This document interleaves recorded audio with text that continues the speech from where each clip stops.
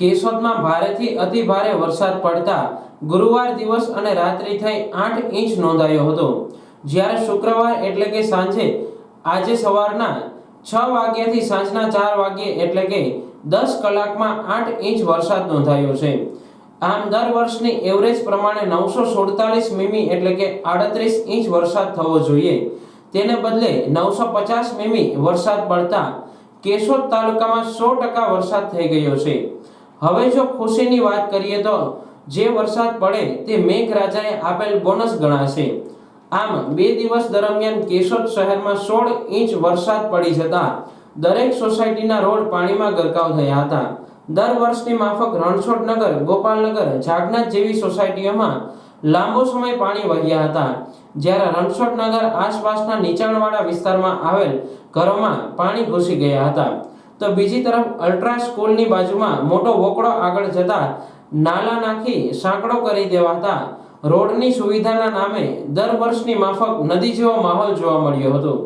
જો ભગવાન પાલિકાને બુદ્ધિ આપે તો જ આ વોકળો પહોળો થાય અને તો જ વોર્ડ નંબર 6 અને 7ની મુશ્કેલીઓમાં ઘટાડો થાય, નહીંતર ચોમાસામાં શહેરમાં નીકળતી નદીઓના નામ અમર થઈ જશે।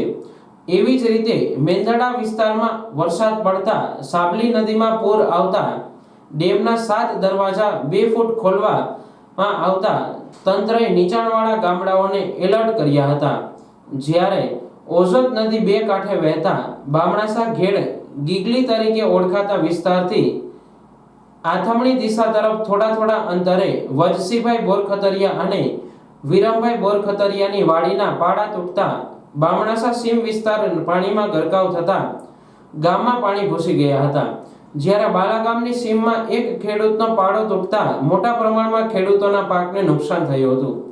આ ઉપરાંત બામણાસા ઘેડના ઓઝત નદીને કાંઠે આખા ગામના રોડ પર વજસીભાઈ કરંગિયાનો પાડો પણ તૂટ્યો હતો, જ્યારે સાંભલી અને ઓઝત નદીના કારણે ઘેડ પંથક ફરી એક વખત જળબંબાકાર થયો હતો। વધુ વરસાદના કારણે મંગલપુર, મઢડા, મોડિયાસા, બામણાસા, બાલાગામ, સરોડ, અખોદળ, જોનપુર સહિતના ગામોનો સંપર્ક તૂટ્યો હતો।